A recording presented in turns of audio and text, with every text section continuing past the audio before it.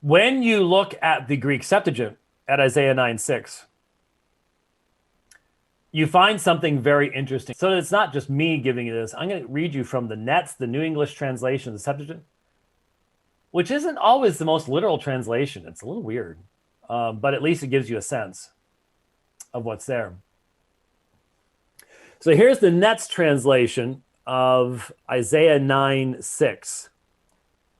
Because a child was born for us, a son also given to us, whose sovereignty was upon his shoulder, and he is named Messenger of Great Counsel. For I will bring peace upon the rulers, peace and health to him. Now,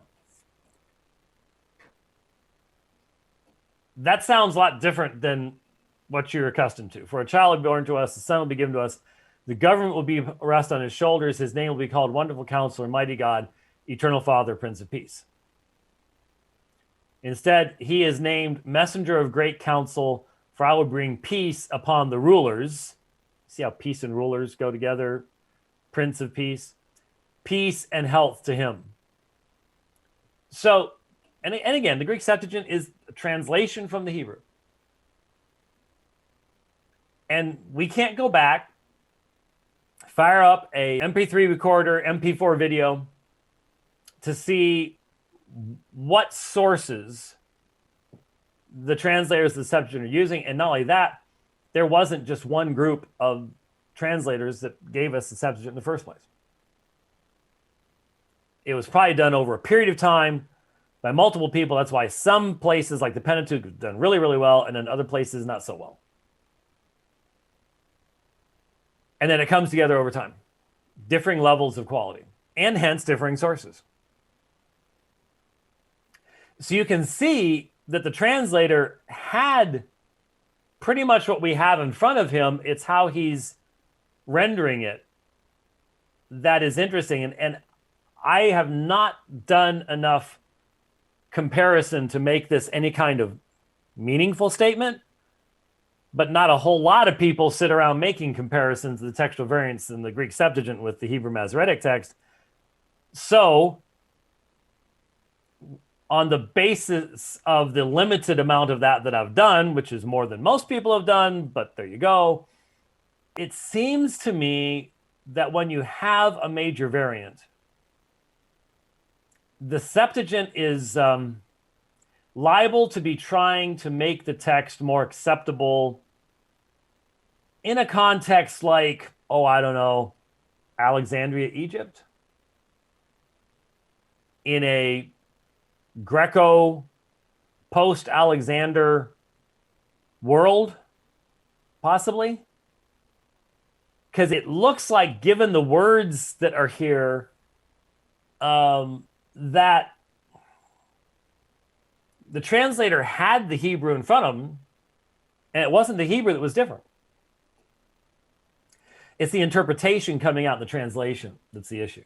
The first thing that crossed my mind is that when you see a variant, look at how wide the variant is in its readings. So, for example, when you look at the longer ending of Mark, you'll discover that the text of the longer ending of Mark has a lot of variants in it.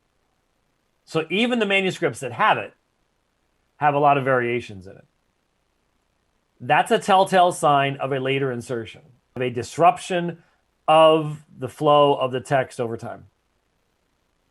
Well, it's not surprising that as I look at the textual data, the Göttingen Greek Septuagint, which is really as far as I know, the most comprehensive work on the Greek Septuagint as far as providing textual data, textual information, and things like that.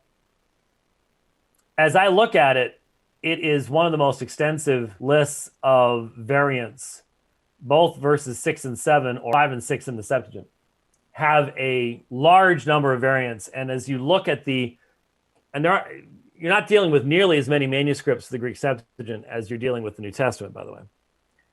But those that we have that are frequently very much united in their reading go all over the place in these two verses, especially verse 6.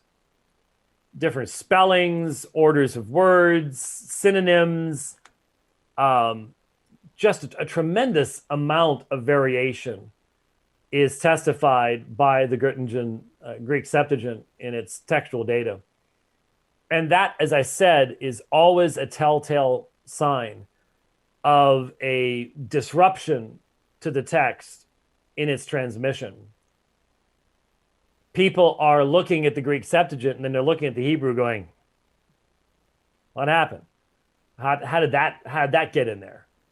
And so you'll have later manuscripts trying to repair the damage, in essence, and bring the Septuagint more into line with the Hebrew Masoretic text.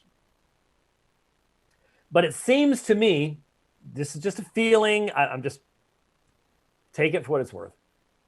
It seems to me that the translators of the Septuagint at times are trying to make the text more palatable to Alexandrian Jewry, which is, of course, interacting with all the great learning of the world and the philosophy, the philosophers and things like that. That would explain some of what is said in the description in the Septuagint in regards to the messenger of great counsel rather than mighty God. You have angelos, which is normally translated angel. Here it's being translated at Nets as messenger, but it could be angel of megales boules. Megales boules. Great will, great purposes. It could be an announcer of great purposes. That would be not necessarily purposes. That's primarily English, but announcer of the great will of God, maybe revealer of the great will of God. Megales boules angelos. But then you don't have really anything that comes across as Eternal Father, Prince of Peace. For I will bring peace upon the rulers. Yeah, that's Prince of Peace. Prince being a ruler. Okay, I see where that comes from. But you sort of lose the whole concept of Aviad, Father of Eternity. That seems to be lost.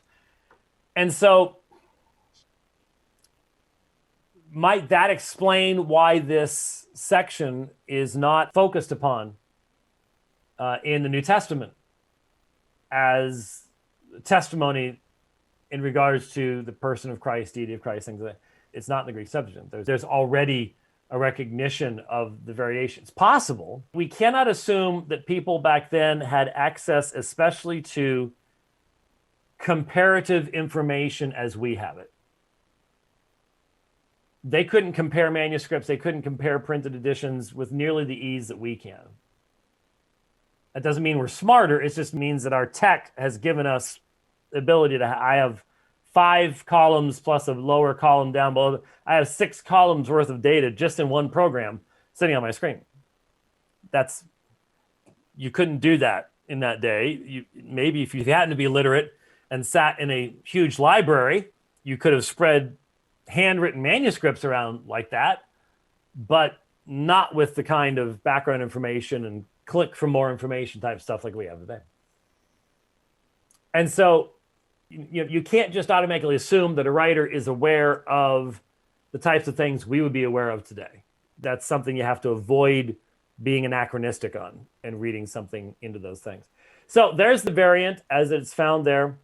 I don't know why people like to geek out on this type of stuff. I was looking at Psalm 111 last night. I was looking at another variant between the Septuagint and the Hebrew. And in that situation, it wasn't so much saying something different as saying it in an interesting way that sort of supported what the Hebrew was, but in a way I wouldn't have thought of before. And so that's definitely, I think, a worthwhile thing to do if you're working on Old Testament texts is having the Greek Septuagint over open. You say, well, I can't read Greek. Well, then, pick up the nets and that the NETS, it's available, and, Logos Accordance, Olive Tree, all those. I think they all have it. I've got an Accordance. I'm pretty sure I have an Olive Tree. I'm not sure. I have to double check that. But that can give you at least an idea of what's over in the Greek Septuagint as you do your studies of these things.